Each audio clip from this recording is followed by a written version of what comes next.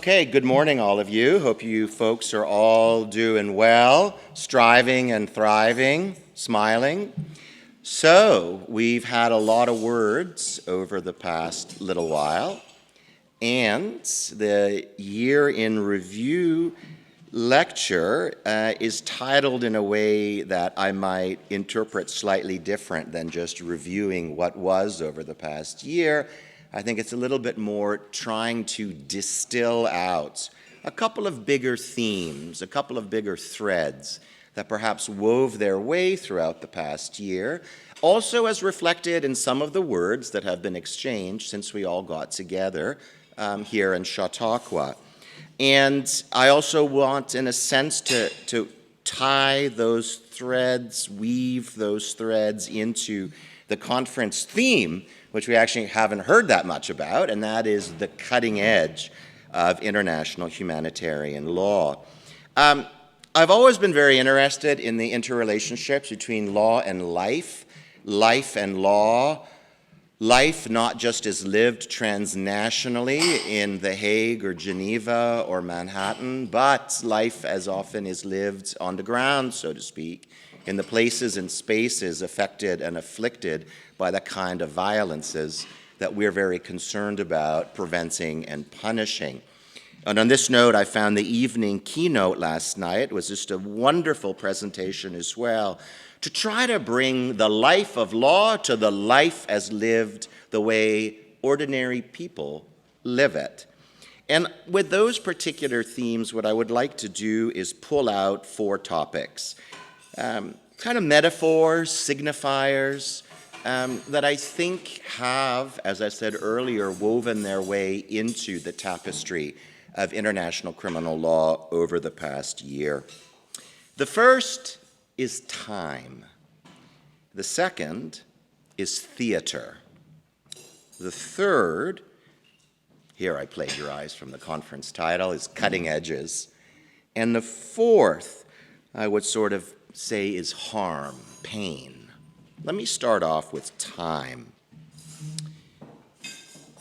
One thing over the past year is the interplay in international criminal prosecutions with the notion of age, chronology, and life cycles. This is something that I think in certain ways is recurrence in international criminal law, but I feel has really come to bear quite a bit this past year. We've already heard some of it. We heard Andrew talk about the ECCC, this prosecution of very aged, infirm defendants. Now it comes to bear with the Kabuga process as well, that we also heard about yesterday. This is a topic that's really interesting to me. Together with a French law professor, Caroline Fournet, I'm editing a book called The Aesthetics, the Sights, Sounds, and Sensibilities of Atrocity Trials. And this unpacks the idea of the aesthetic, the visual, the noise, the impression. What do people take away? How does it feel? How does it sound like? How does it look like? And here, I think intersectionalities with age are critically important. The idea of the very elderly defendants, barely alive, hobbled and hobbling, infirm, perhaps not fully functional, a shell of his, generally his as defendants, a shell of his former self. Someone who stood tall and lorded power over others can shrink and shrivel and enter into an aesthetic place of helplessness, of infirmity. How does that look when we prosecute such individuals? And how should those prosecutions unfold? So Caroline and I organized a big conference on this. We published a double journal issue on this, and we have a book coming out. And to me, it's very interesting on the idea of lawfare, another theme that has come up at the conference, that there is such a thing as age-fare, the presentation, often intentional, by very elderly defendants of themselves as very feeble, also the perception of this. We had this Cypriot law professor, Konstantinos Sinas, who contributed to this volume, and he spoke about lots of Aristotelian notions, not just of sort of catharsis and pathos, but also these ideas of asymmetry, how when one can look at someone in the present, one can forget what they once were and how powerful they may have once been. So what do we do with these kinds of defendants? What happened with Félicien Kabuga, for example? At the ICCC, when I went to visit the ICCC before the pandemic, Caroline and I wrote a blog piece that is something I thought was a real gem. I'm not trying to sound like an egomaniac. But, you know, we all do things that we like and do things that are okay. I thought this was great. And it's a blog piece called The Judicialized Infirmary, how at a certain point in the life of the ICCC, it turned into a convalescent facility with on-site hospital. You go there, and the first thing you see is an ambulance on the outside. Similar in Guantanamo is basically turning into a convalescent home, not validating the existence of Guantanamo or not. But that is there, and that is part of these visualities. What does one do in that context? At the national level, German prosecutors have been dealing with this extensively over the past several years in this last post-Demjanjuk push to prosecute folks in their 90s, often their late 90s, for Holocaust crimes committed a very, very long time ago. One of the most fascinating such recent prosecutions took place in Hamburg. A man called Bruno Day, 17 at the time of committing Holocaust-related crimes at a concentration camp. He's 90-some-odd-year-old man on trial. Because of his age at the time of committing the crimes, he's prosecuted in juvenile court, which to me is this fascinating paradox of the second half of what I'm going to talk about on my first theme, age, namely childhood and youth, sort of the alternate side of the life cycle. And how do those proceedings look? Caroline and I wrote quite a bit about another trial, Oskar Gröning, the accountant of Auschwitz. Also, in his case, a little older, very early 20s when he gets to Auschwitz. He's the accountant. He strips the remaining possessions from the already stripped to their bones inmates and detainees who are coming in, and is prosecuted for his complicity in the murders at Auschwitz. In all of these cases, the defendants look like elderly grandfathers. One cannot help but feel sorry for them. There's a twinge and a tweak that one feels when one sees them being prosecuted. That's the aesthetic. That's the look. Should we, in response to that, be clement, merciful, forgiving? Should we let the prosecution go?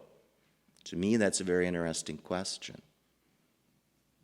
In this book volume that Caroline and I are putting together, we have a contribution from a Canadian political scientist, Kirsten Fisher, who wrote what I think is one of the most powerful pieces in the entire volume, and she entitled her work, A Rebuke of Ageism.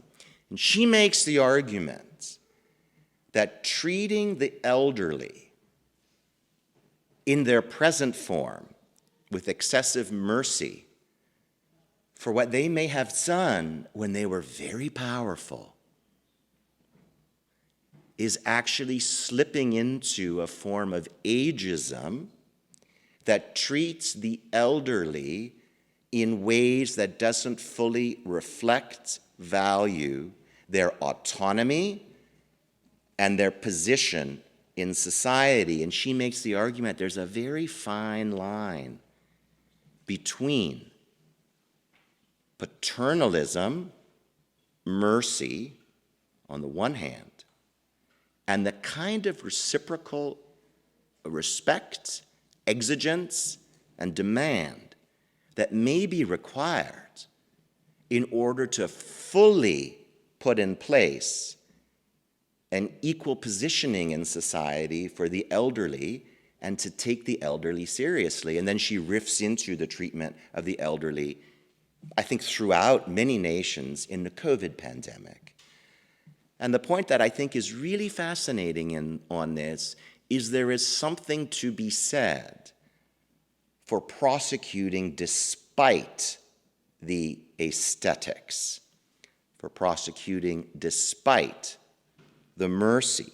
Now, in my second point, theater, I'll get into how law interfaces with that, because law, after all, as we see in the Kabuga case, also hinges on due process and the competence of the defendant. But I think equally important to assessments of competence is the way in which the ordinary public looks at these trials and what will they generate. We have a contribution in the volume by two Argentine lawyers who comment on the positionality of, again, very elderly defendants who had been implicated in the dirty wars in the junta in 1970s, where a lot of international criminal law, at least at the national level, and of course truth commissions, began to emerge. This piece similarly points out how many of these elderly defendants actually, in some ways, display age fare, use their grandfatherly status to deflect responsibility in the present for things for which they were clearly powerfully responsible in the past. So I think it's extremely important for us to think about how to braid in these kinds of perceptions that the outside world, outside of law, may have about how law moves forward. The flip side, of course, of the very elderly on trial is the very young and their intersectionality with law. And this has been quite a recurrent theme in the work of the International Criminal Court. I've done quite a bit of work in the area of child soldiers. The first conviction, of course, at the ICC in Lubanga involving an adult prosecuted for illicit recruitment and use and enlistment of children under the age of 15. That's the Rome Statute crime and customary crime, but in sort of the straight 18 position and human rights more broadly, 18 is generally seen as the cutoff. And in that instance, what do we see? We see in prosecutions in which children are harmed.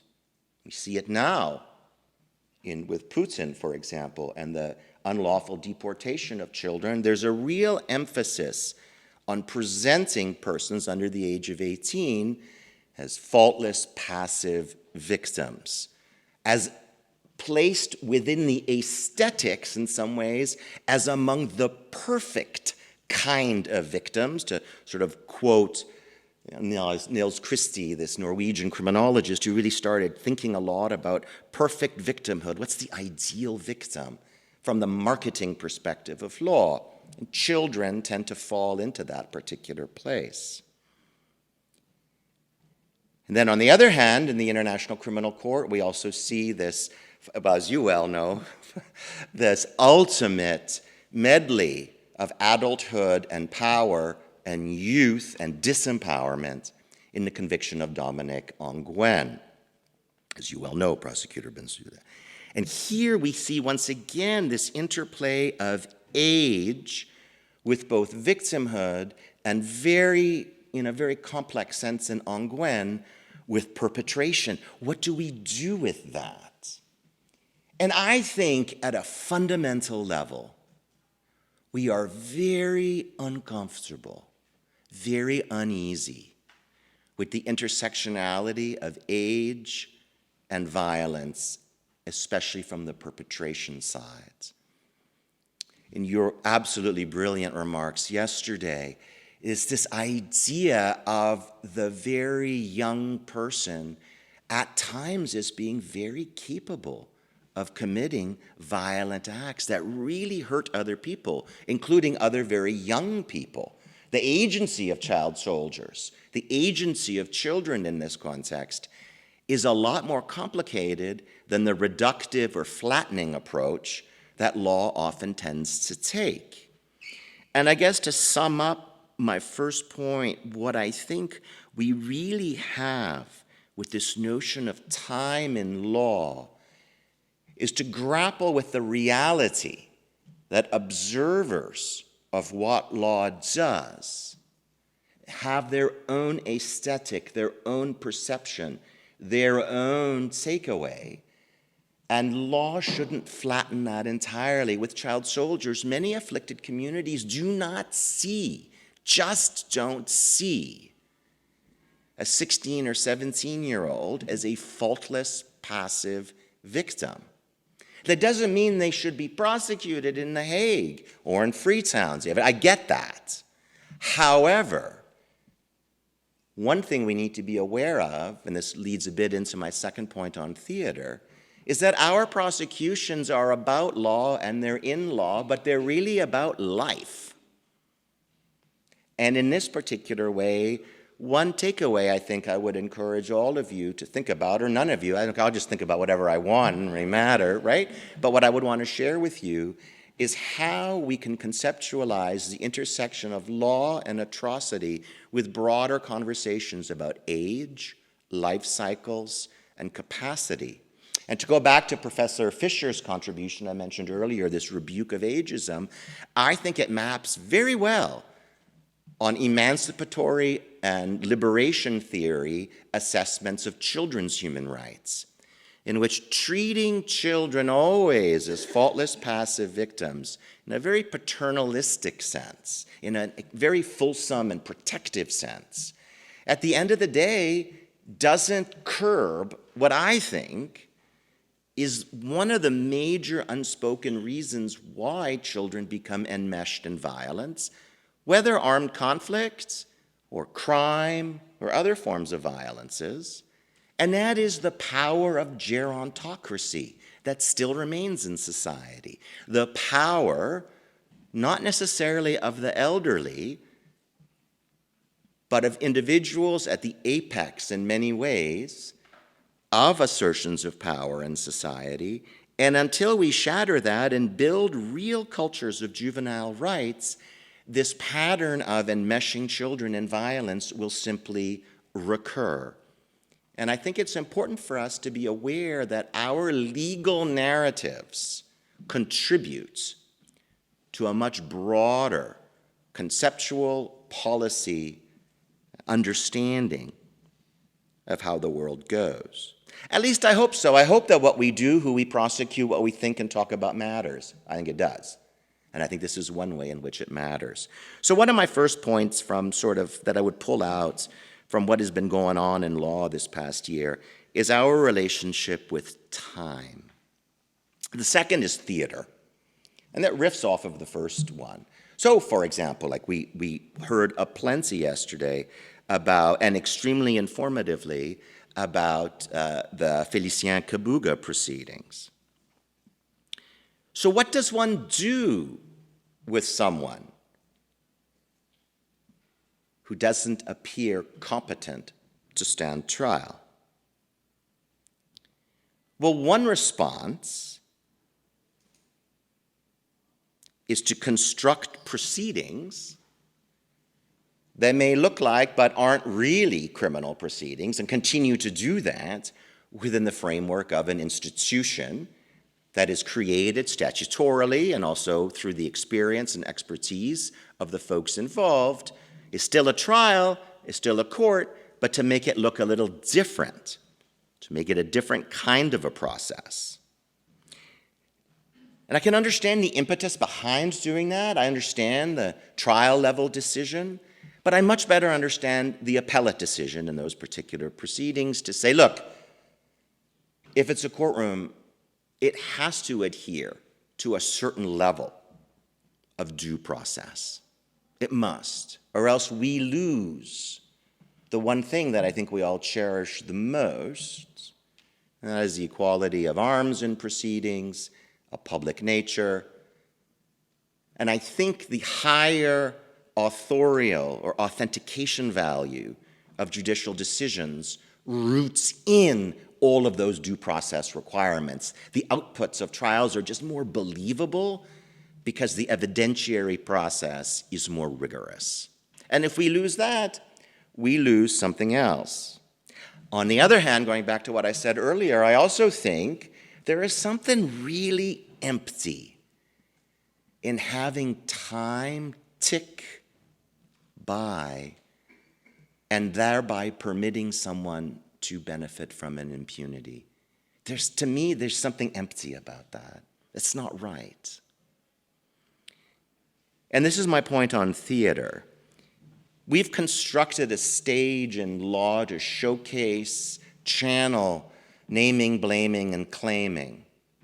And I think one thing we should take away from this intersection of time and age in this space is to recognize our own limitations, the limitations of legal process, and be more welcoming to other ways in which prosecutions of those who may not be competent in the moment, even though in the past they conceptualized themselves and often actually were dominant.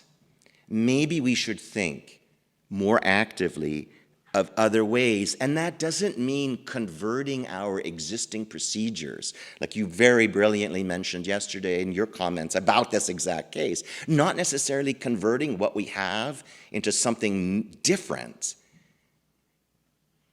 but just having something very different. And perhaps we should conceptualize more at the international level of remedial mechanisms that become officialized and internationalized that are theater, like trials are theater, but have different rules and different stages, perhaps intersecting much more with notions like truth commissions, intersecting much more with notions like alternative style proceedings. And I think this is also something that came out of this aesthetics project that I mentioned to you earlier, that we can be more creative in how we deal with time,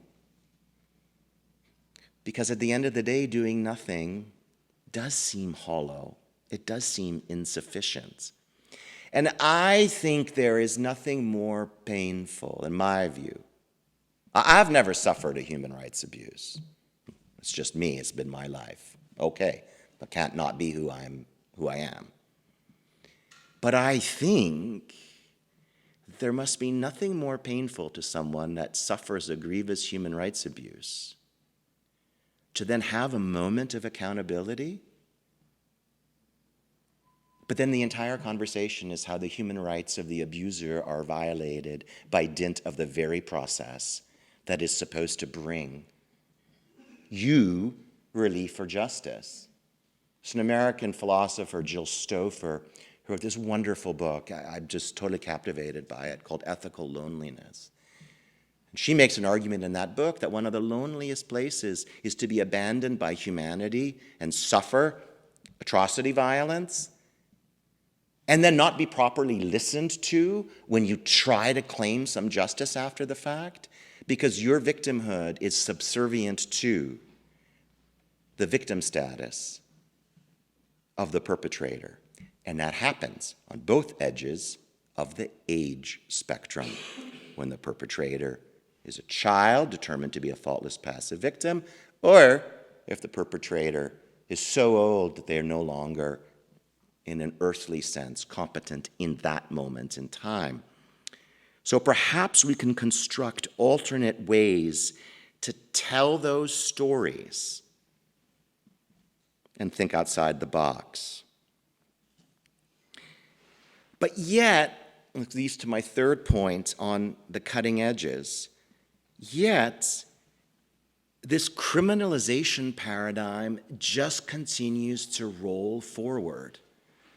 We have more and more international crimes that are increasingly constructed. One is ecocide. That's something that I've thought about a fair bit. I think it's extremely important to conceptualize intentional, long-term, and severe harm to the environment and armed conflict or beyond as penal in nature. That said, I'm not certain as to what international tribunals can do in that particular regard, but we'll get to that in a second. The criminalization paradigm rolls forward in the environmental space. Increasingly, it's also rolling forward in the world of international law outside of Rome.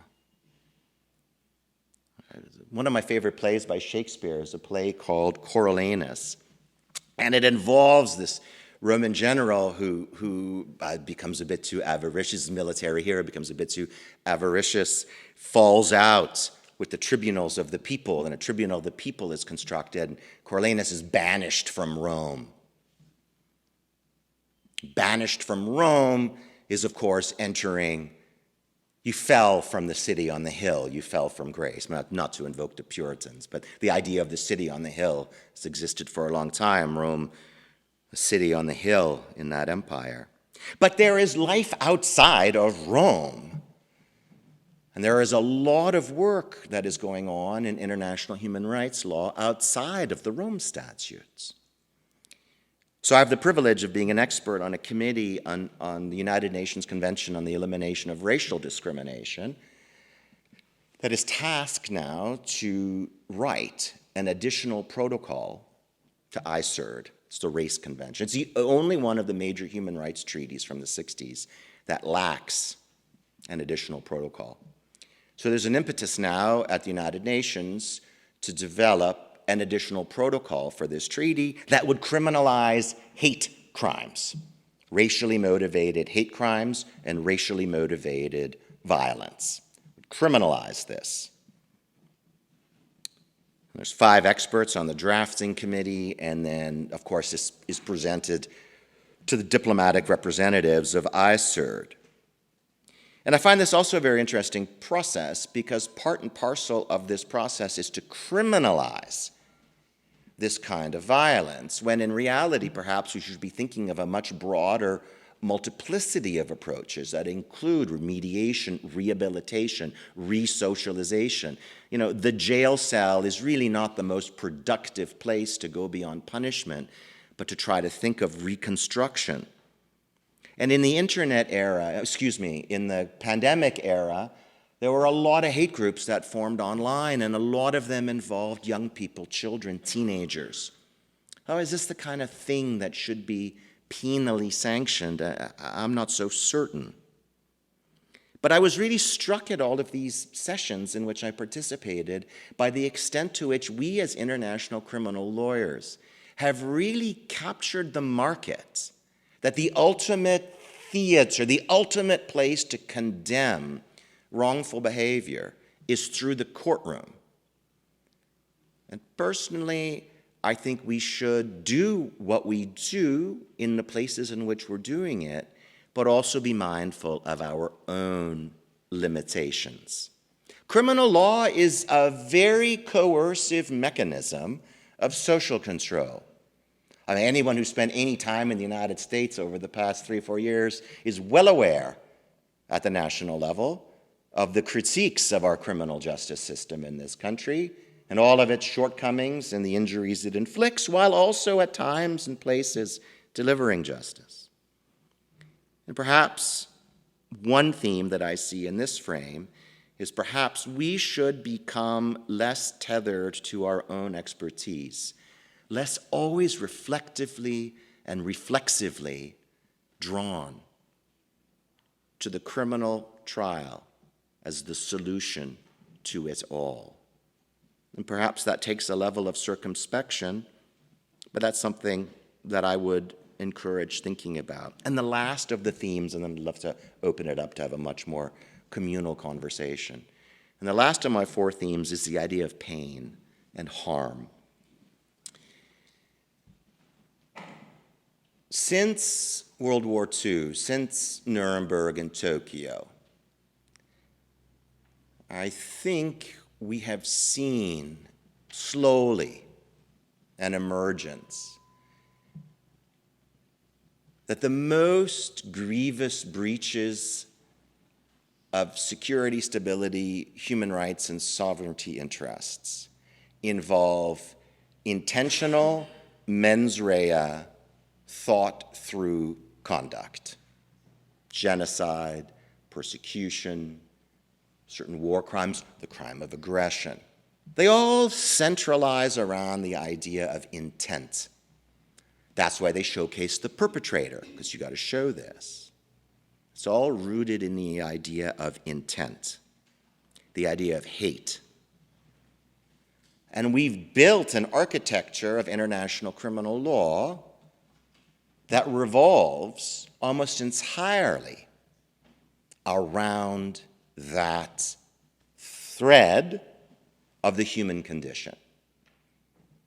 That the worst way to bust the global trust, the most grievous threats that we face, the gravest wrongdoing, has this intentionality to it. And it informs so many of our crimes. And it's led to some crimes shrinking in size, like the negotiation of the Genocide Convention substantially shrunk Lemkin's initial vision of genocide, and the push to codification through the political frame and negotiation shrunk the term of genocide, but central to it is this idea of hate. By my view, when we look ahead, all the students are sort of, as usual, sitting in one place, mostly on the far side, and some of y'all are up here. But when I look ahead, after I'm going to be long gone, I think the biggest security, stability, sovereignty, and human rights threats that you all will face in your lifetime are not going to be hate-based, mens rea-based violence. I think it's going to be careless, negligent, thoughtless, understandable harm. What do I mean by that? Things like climate change, pandemics, transnational capital flows. None of these things, none of them, materially, are caused by hate. They're caused by carelessness, thoughtlessness, desperation, poverty. Sharecroppers in Brazil and the Amazon who are cutting down the rainforest are not doing it out of hate. It's happening because of desperation, poverty. Let's grow something for another season. If things like climate change become shoehorned into a criminal law paradigm, then we will have over-criminalization on a level that we have never seen before, because all of us, each one of us, in our own ways, is complicit in something that is emerging rapidly as, I think, the greatest stability, sovereignty, human rights, and security threat of the future. So what do we do about this? What do we do about this? Sure, we can say that we're addressing environmental iniquities by criminally prosecuting ecocide. The percentage of global environmental harm that traces to ecocide is infinitesimal. It's infinitesimal. It's good that we can criminalize that, fine, but it's infinitesimal. The vast majority of the major threats that we face in the future are not mens rea harms. There are all kinds of harms. What do we do about that? Is there even room or a place for law? Maybe regulatory law, but for penal law in that area, I'm not certain. And what I would really encourage young folks to think about is the potential mismatch that I see emerging between the gravest threats that are faced and the model of remedy that is now emerging, namely criminal law, criminal courts, and criminal prosecutions. What do we do if the remedial model cannot deal with the harm because the nature of the harm is not intrinsically driven by penal or criminal or malevolent conduct? And that, to me, is a really big future challenge, and something that I think pushes the cutting edges of international humanitarian law well beyond anything that is constructed as the current perimeter into something very, very different. And perhaps it may be in the life cycles of younger folks now who come of age, and as I cycle out, and some of us, well, you're all going to live forever, you're all permanent, but I won't. As that cycles out, a new challenge emerges, and that is, I think, the greatest sources of pain and harm aren't necessarily going to be courtroomable at all. And if there is one baton that perhaps we can pass on for those of us who've really been involved in building cultures of justice for the kinds of threats that we have seen so far as the most dangerous, one baton perhaps to be passed on is the baton of modesty, to think that there may be other threats that emerge. The pandemic killed so many people. Climate change, I'm not trying to sound like some doomsday character, but it's a serious thing, and I don't think courtrooms are the place. So I also wonder, looking ahead, what will the theatrical architecture of international justice look like? And I don't know if it's going to have the kinds of rules of procedure and evidence and joint criminal enterprise and co-perpetration and all of these tools with which we're so familiar. Thanks.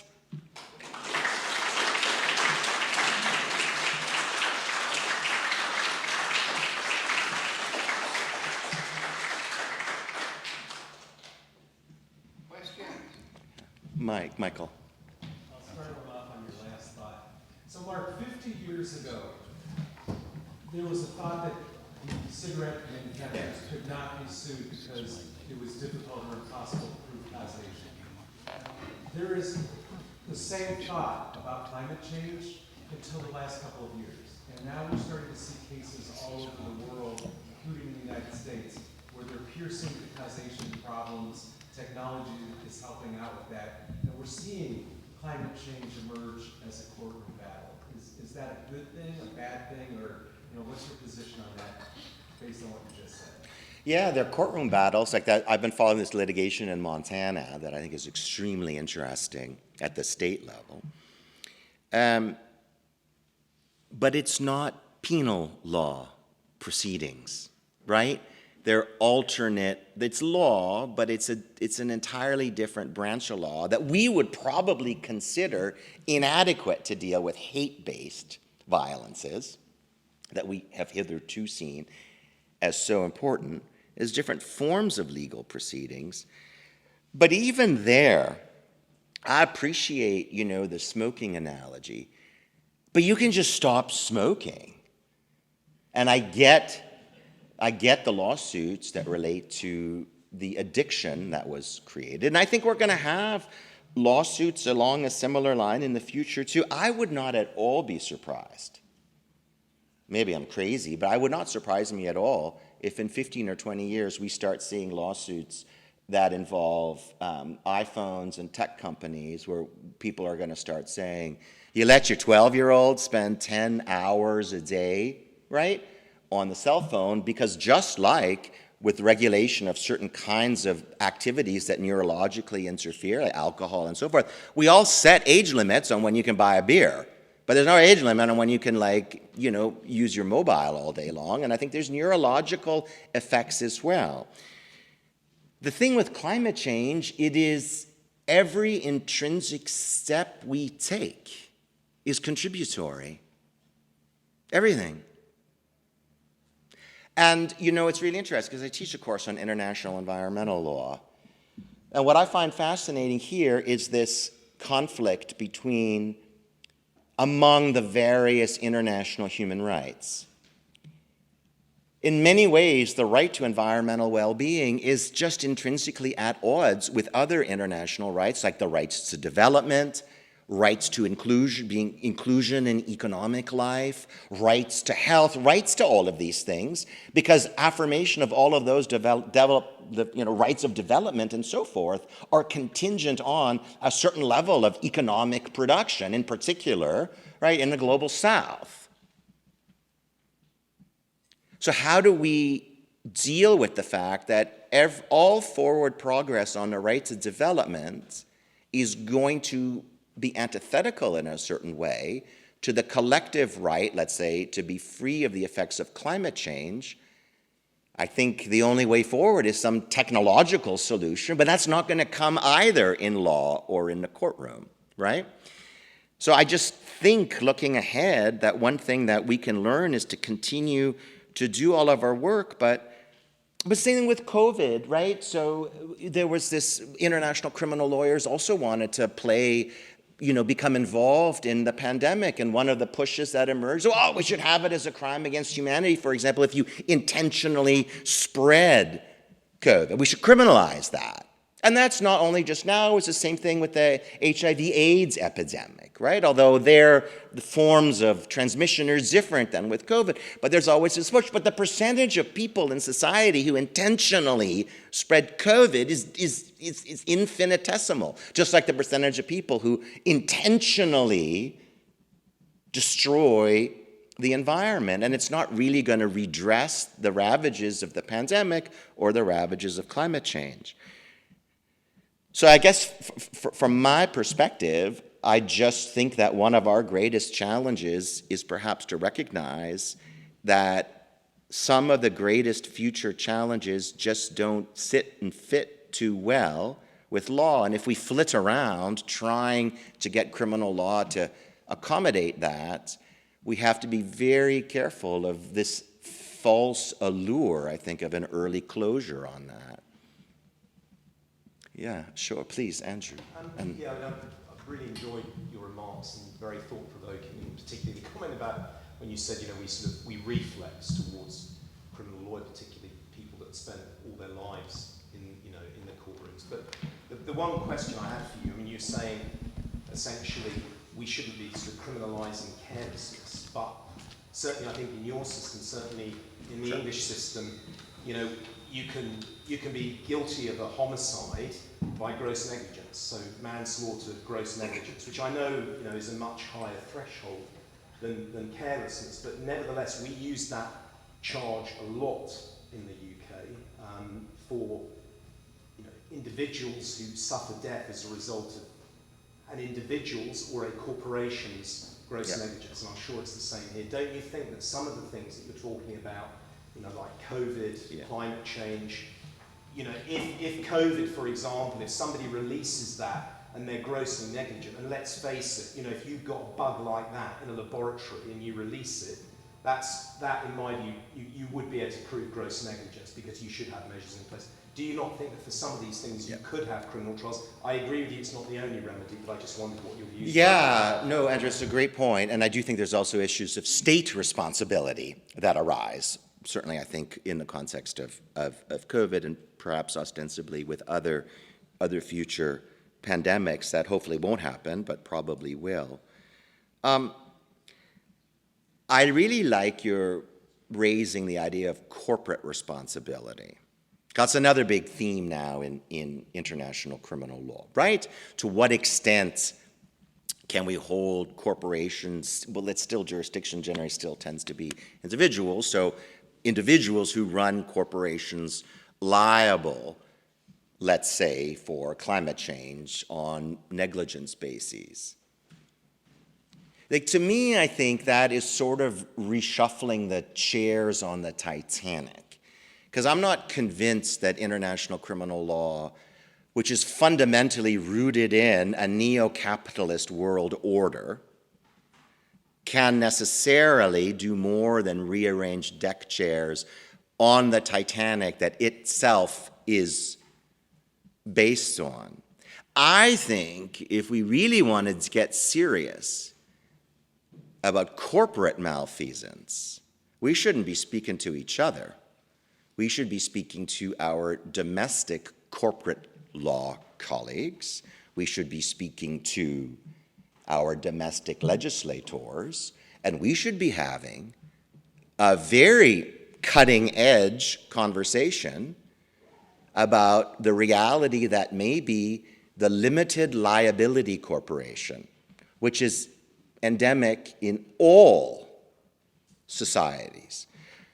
Fukuyama is right. We are at an end of history in the sense that the triumph of neoliberal capitalism is absolute and everywhere. And even in transitional justice scholarship, if you have a transitional justice from an autocratic realm, the only legitimate place to which you can now go is a neoliberal social democratic model that entrenches the idea of the corporation as an independent entity. It's become ubiquitous. Sure, there's lamentations around about monopoly capitalism and tendencies towards other forms of cartelization and antitrust and so forth. But so fundamentally anchored in our thinking is that corporations should have limited liability. If we really think that industrial action, commercial activity, all of these things, which are presently conducted through corporations, are absolutely constitutive of climate change, then I'm sorry, the only logical solution, if that is the problem, is to do away with that entire economic structure. A handful of international criminal law prosecutions are not going to achieve that. It just, once again, gets rid of the ugliest, but then the system continues, and we can hope the system might be a little bit more informed, right, or a little bit more tactful, or a little bit more aware. But at the end of the day, fundamentally, the only solution to getting rid of the limited liability corporation is revolutionary legal change at the national level all across the place. You know, I'm very skeptical of revolution in general. It generally doesn't always lead to a better place. But just the honest answer, I think it would only be there. But yet here, once again, we're caught in the same paradox because we lament corporations for the environmental harm that they inflict. But probably in all of us is this hope that some corporate entity will develop a set of magic bullet solutions to climate change, incented by the immense profit that will come from that, just like we had that response when it came to the COVID vaccine. So we have this really conflicted relationship with corporate entities. But I think if there's a consensus that corporate activities, our entire, up until now since the Enlightenment, we have really glorified invention, entrepreneurialism, right? And we've created the corporation so as to facilitate that. But what if that exact same quality, right, is also our Achilles heel? Can that be courtroomable? I don't think so. I'm no Marxist at all, but I'm just trying to, do you know what I mean? Just trying to have a conversation, right? Like, Marx was right about a number of things, and history may prove him really right about this. Oh yeah, you and then David.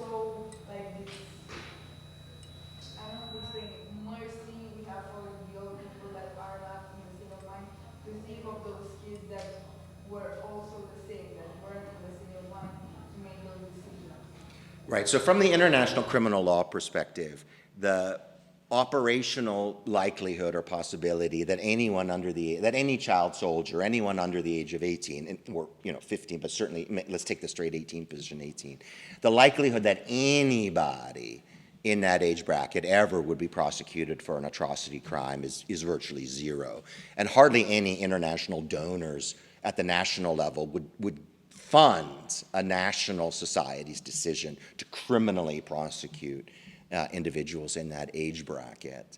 But to me, that's an altogether different question than the question of how should we talk about the pain that victims inflict on others. It's another area in which we're very uneasy in international criminal law. We like perpetrators to be tall and powerful and easily blamable.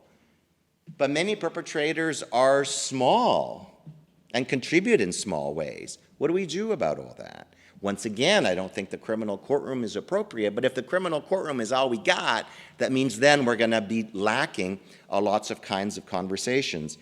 And I want to add something to something that you've said, going back to Professor Stouffer and her ethical loneliness idea.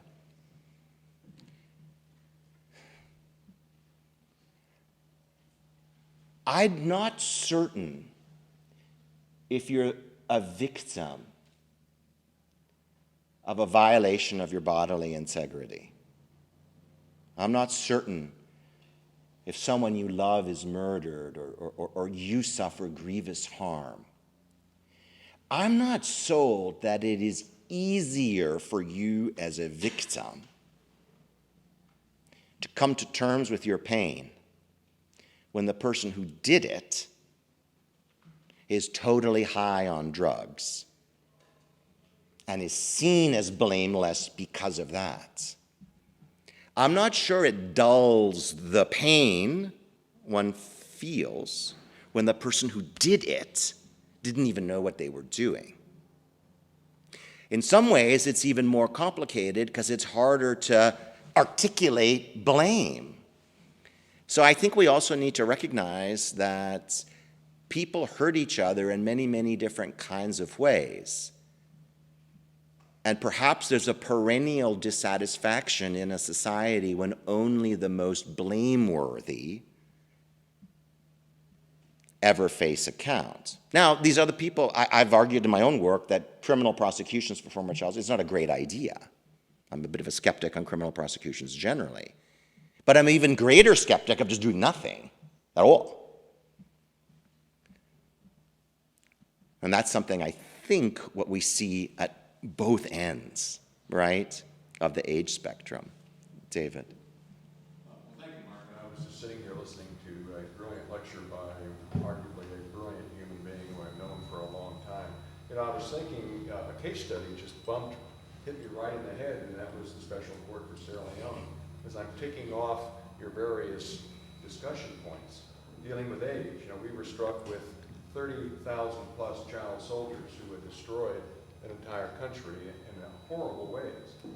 And our decision not to prosecute them and consider them victims as much as their victims, and made that announcement in Kabbalah in November of 2002. But the idea of ageism and age was very much within our investigations and themes as to who we were going to indict.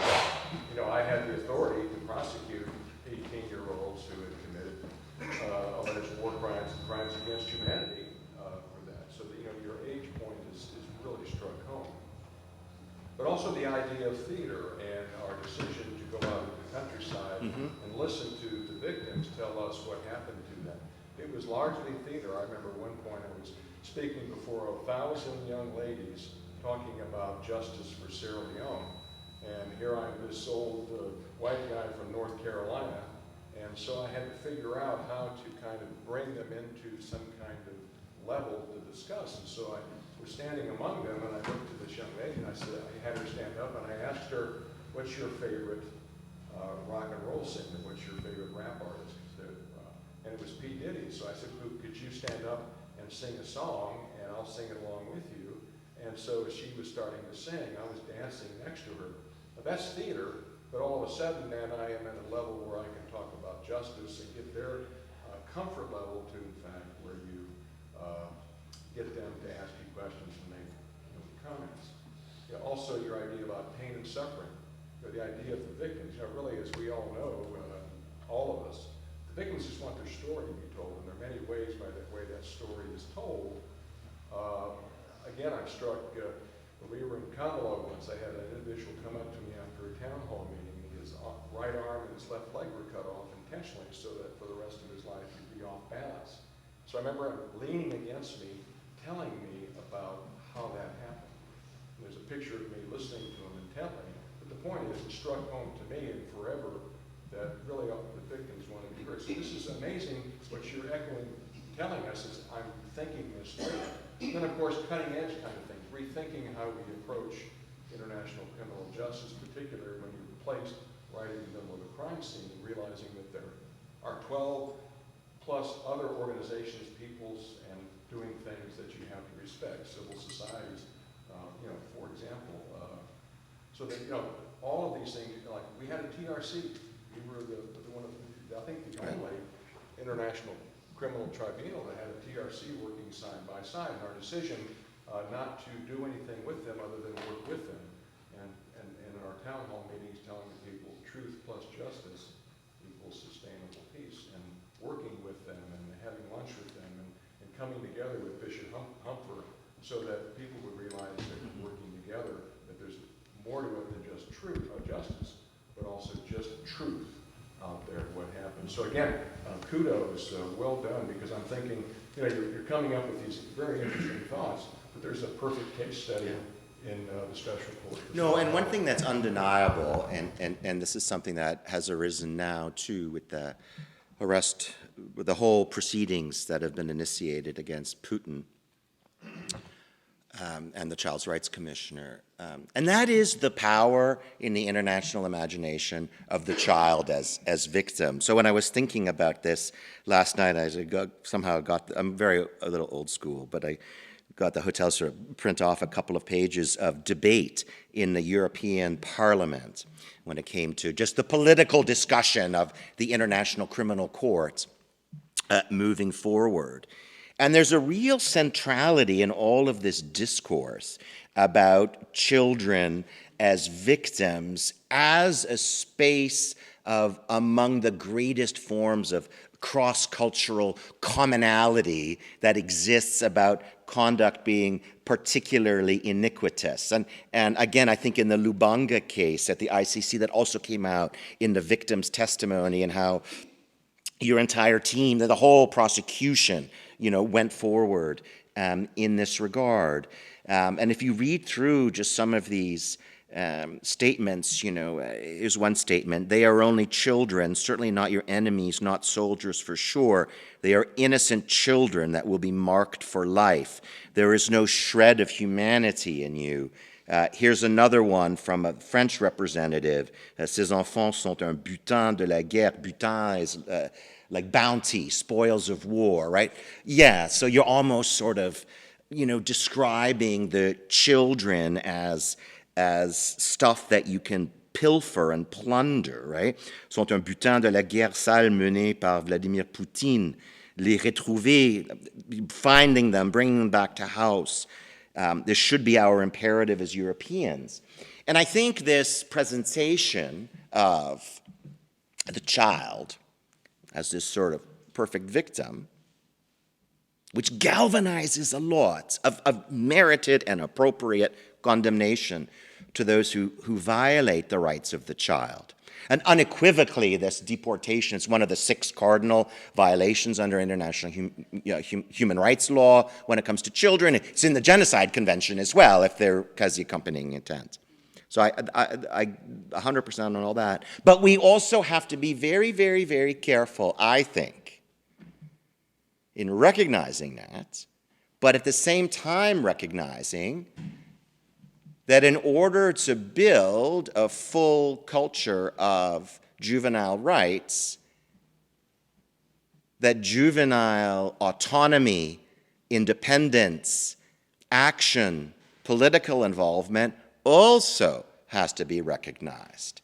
If children are intractably only treated as helpless, dilapidated victims, it becomes much more difficult to sustain a societal discourse that adolescents should have rights to public health, rights to reproductive freedom, rights to political participation, rights to voting, rights to a legitimate and meaningful place. And one thing I have worried about a little bit is in our international criminal law narratives of children as completely decimated by conflicts, there is another side to that.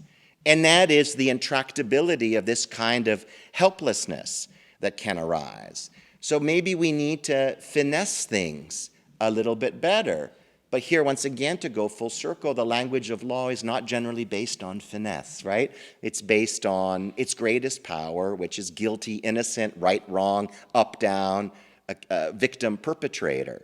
So I just think this is also something that we should be mindful about, both for the very elderly, but also the very, very young. Sometimes it's incompatible. Sometimes, excessive victimization discourse simply leads to social disempowerment. Yes. I think it's really interesting to hear this big picture of you and hearing your discussion of what really are the moral and philosophical foundations for our international criminal law, and actually much broader criminal justice and social justice and the world really. But I have to say, I'm left thinking, these are very interesting questions. Those questions have been put and they have been answered. We may not like the answer, we need to think about tweaking the answer. But a lot of the things you have said, they are built into our system.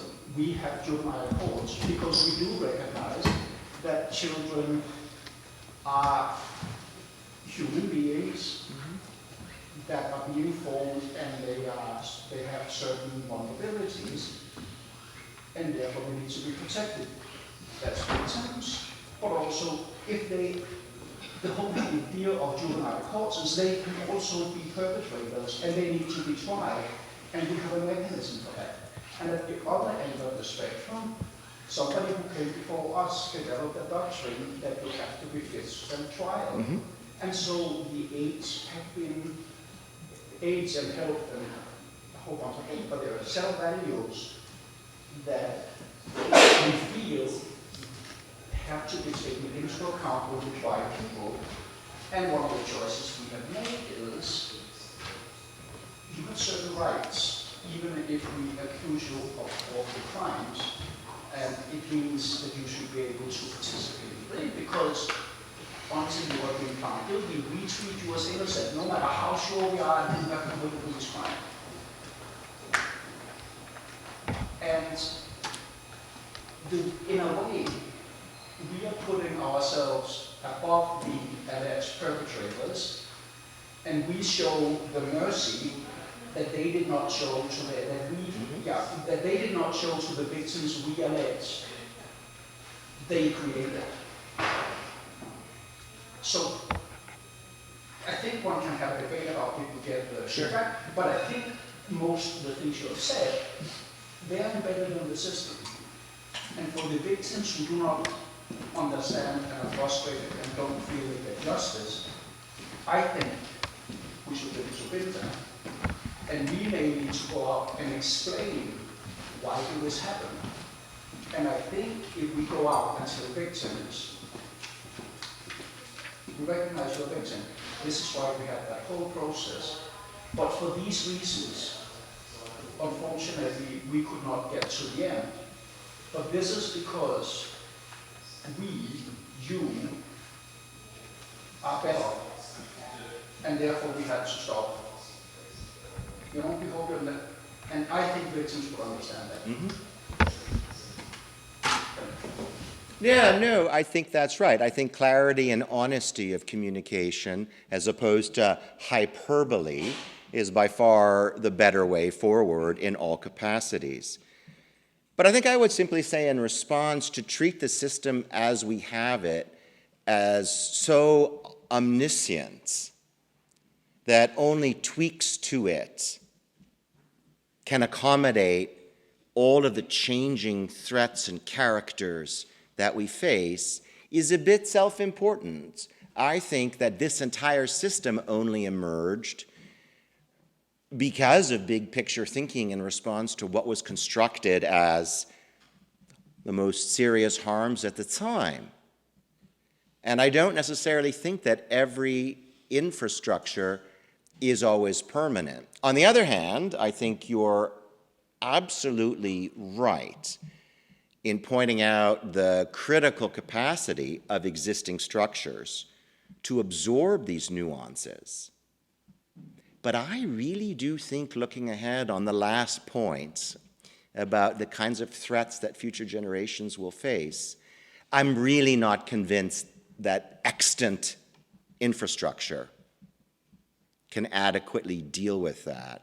And I really have a feeling, in 50 years, when we have a room full of conversation about what is justice, I'm not sure people trained in the way that we have been trained will be in that room. But that's fine. I won't be here, so I won't know, right? It's the ultimate guess you can make, and you'll still be here. You're looking pretty fit. Yeah. No.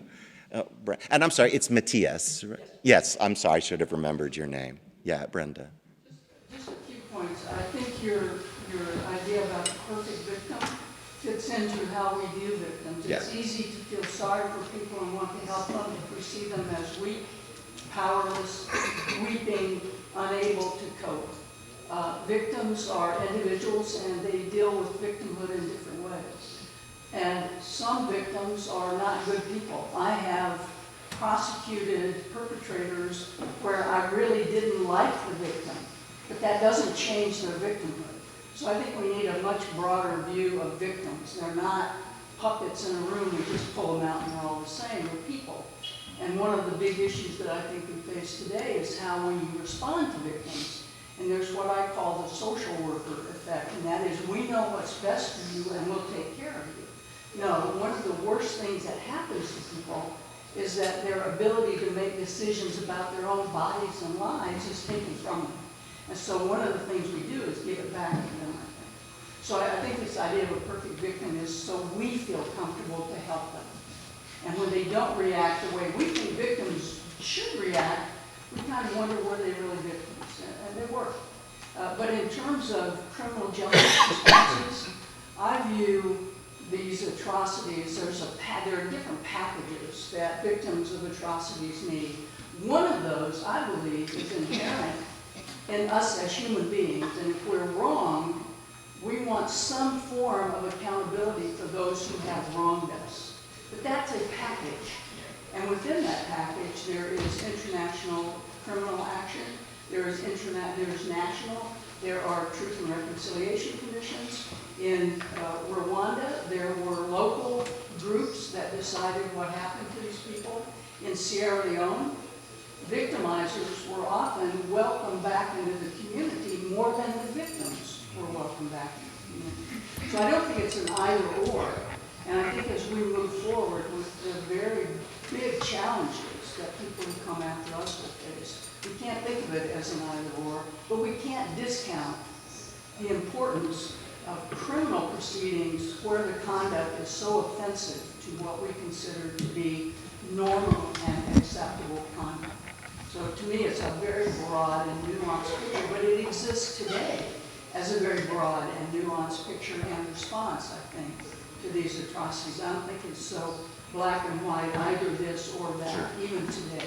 No, I think that's something we can all agree on. I think we just need to be mindful of the other as well as it comes in. And I do think one thing that the present paradigm, rooting back to, suspended in the Cold War a bit, but still a bit prevalent, but, starting in Nuremberg and really blossoming in the 1990s. I do think one thing that is a good legacy for dealing with future security threats that may be of a very different nature but are still security threats is one legacy of the existing framework.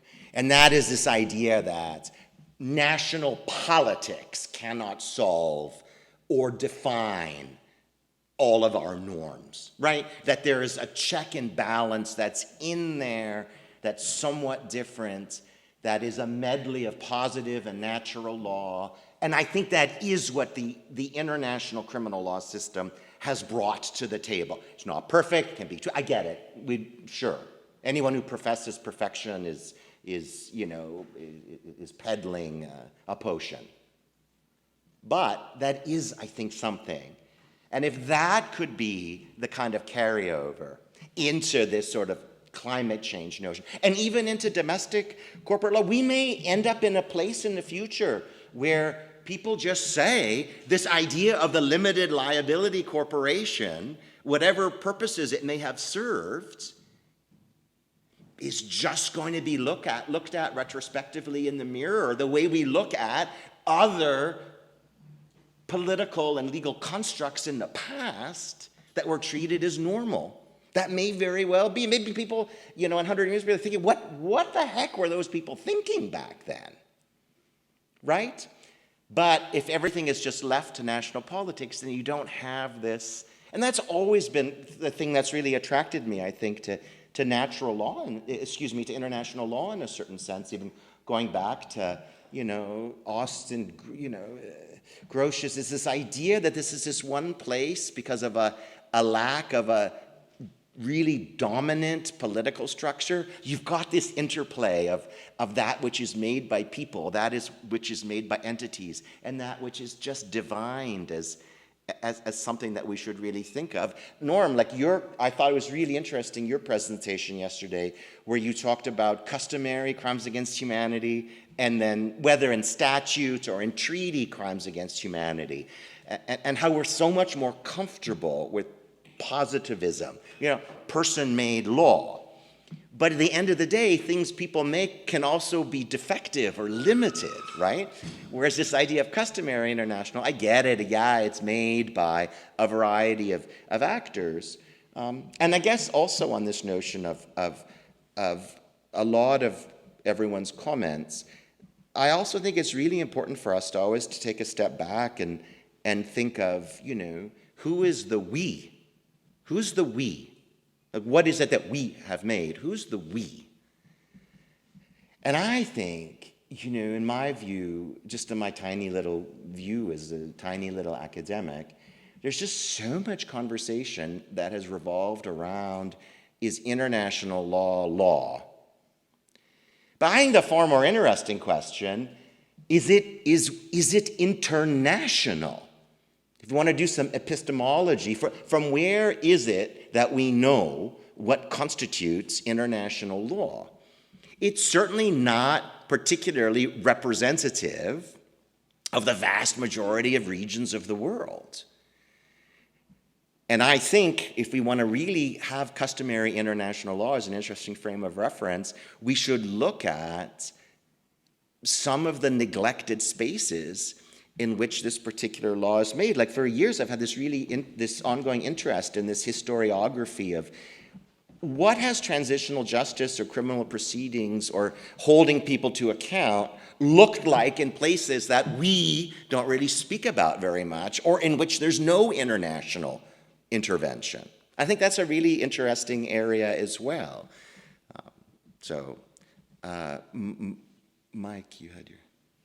I was just going to say, going to your theatric point, and I totally agree with Brenda. That's why the theater piece here, that's why the victimhood concept, because it's so central to the theater, which is a self-standing truth. But the reality is, we all know this, that the theater and the construct of the system has to be that way, because these things they're not self-perpetuating, they're not automated.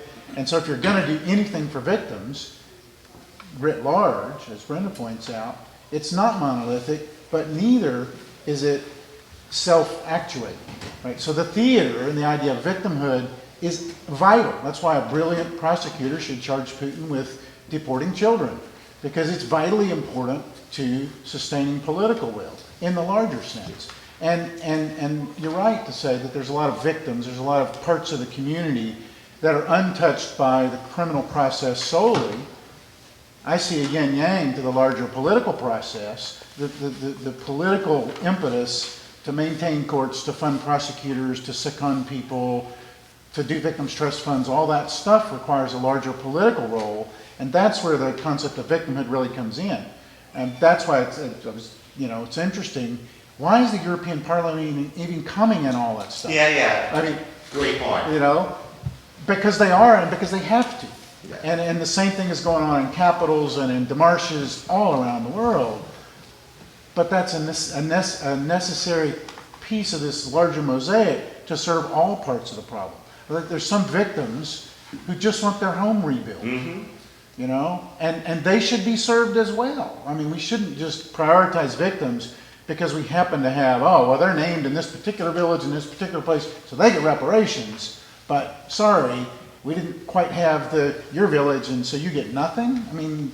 That's why this idea of victimhood pure victimhood becomes so important, and it's a bit of a sliding scale, because what we're of necessity doing is prioritizing different victims and different groups for different characteristics. And that's why I thought what you had to say about the connection between that and the theatrics is really important. Yeah, so in theatrics, so another really interesting set of papers we have in this Sights, Sounds, and Sensibilities of Atrocity Prosecution book is written by two theater professors, two German women who are theater professors. And they've written a fascinating contribution about the extent to which in Germany film and actual plays, theatrical productions, have supplemented gaps in atrocity justice for the Holocaust. And you can extend this argument to all places and spaces, right? And to me, this is also really, really interesting, because I think that we probably would see a theatrical play as something less authentic than a judicial theater of a trial. I think it's all in our DNA. All lawyers have this in their DNA, or we wouldn't be, we may be slightly different cousins about how hugely we value these things, but it's all in our DNA, or we wouldn't be in law. But it's really interesting because their findings are actually that a much larger number of people learn about what may have happened on the play stage instead of the courtroom stage. But without, in many instances, courtroom stages having existing somewhere previously, then the play might just be fiction. And making it is, you understand what I'm trying to say? Like there's also this kind of connectivity, but I think we vastly underestimate the power of theater, film, poetry, literature, and the arts in also building these norms of what is right is wrong and wrong. And I think one thing we always should be mindful of is, like 100 years ago, war crimes may have been seen as ethically problematic or, not chivalrous, but it was part of the conduct of conflict in many ways. And it was not seen as something denounced. It may have been like ugly and unattractive, but it wasn't seen in the way that it is seen now. And going to you, I think this is this construct of right and wrong that has become more diverse in terms of where these sources come from. But I also think we always need to very sedulously try to self-improve. And I think we're kind of good at it, but we can't lose sight of that. Of our old friend Blackstone, who celebrated his 300th anniversary on July 10th, and in the commentaries he makes the argument that for every right there's a corollary remedy. So I'm having difficulty wrapping my mind around the idea that there could be rights that can't be vindicated in a court of law. And so the question arises, do young people really have a right to inherit a planet that can sustain life, or is it a mere interest that they have in that if it can't be somehow vindicated? Maybe not vindicated in a criminal court, but in some court it seems to me that it's not fair to call it a right if it can't be vindicated. So I think that's a great question, because it touches on something else that I think is underthought of and profoundly important. And those are these ideas of intergenerational equality. Right? So I think we're really in a place now where, in some Rawlsian sense, we sort of accept the fact that certain immutable characteristics, we need to recognize them and combat unfavorable or discriminatory treatment on them. But we are really deeply rooted in the present. So I teach contract law, and one of my favorite concepts from contract law is this idea of presentiation. It's actually like a word in contractarian theory. And it riffs off the idea that a contract, we make a deal, I'm gonna sell you 100 coffee cups, right, in your cafe, and we negotiate. And the idea of the contract is to presentiate, put down, now, in writing, an understanding of what I will do for you and what you will do for me that tries to foresee all kinds of future consequences, right? So you might say, okay, dude, you got to put something in the contract in case you don't supply one day, or see what it means? So it's a differentiation. And I think we still, in our conceptualization of accountability, are not all that comfortable with the idea that there are intergenerational rights that might emerge. And what do we do about those? I think we, to some extent, in international criminal law, have become more comfortable with the idea of intergenerational harm, which is certainly, in a medical sense, in a scientific sense, a really interesting topic. But the inverse, because it really also goes to a very profound question. And that is, what are the rights of the unborn? But that's central to any conversation about intergenerational equality or justice, right? Because if you really want to extend it out, it's not just those who are young now, what are we going to leave them on their plate in 40 years? It goes beyond that. And this, going full circle, is actually one reason why I think that submission by Kirsten Fisher, who's a professor at University of Saskatchewan, and I mentioned you before, on the rebuke of ageism, I think there's something very powerful in that. Because what she's basically saying is, your ability to be accountable should not only depend on the physical form that you as defendant are in the present. Everything shouldn't hang on today, when you're finally brought to justice. How well are your kidneys functioning, right? How well are your synapses firing? That shouldn't be the only thing. And I think there is something in that to begin to think conceptually about the kinds of frameworks and the kinds of responsibility and the things that factor into our decision-making today when we're powerful as to what might happen. And I think if you extract her point a bit further, it would be, even in the mind of the perpetrator, he or she should not only be thinking about tomorrow, but should also, if you commit a serious wrong, it shouldn't necessarily be unpalatable that when you're very aged, that you should be held to account. And it doesn't interface well with due process and law. And as I said before, I think if law loses due process, I'm with y'all. It loses everything. That's the one thing that we've got. So then maybe we should begin to think about other ways and institutions in which this can be processed. And I also think, the last thing, I think there's a lot to be learned in international criminal law, from private law theory, from sort of environmental. I find this idea of intergenerational equality really, really interesting. But we're a bit skittish about dealing with it for a number of reasons. And one is, do the unborn have rights? Philosophically. Thanks.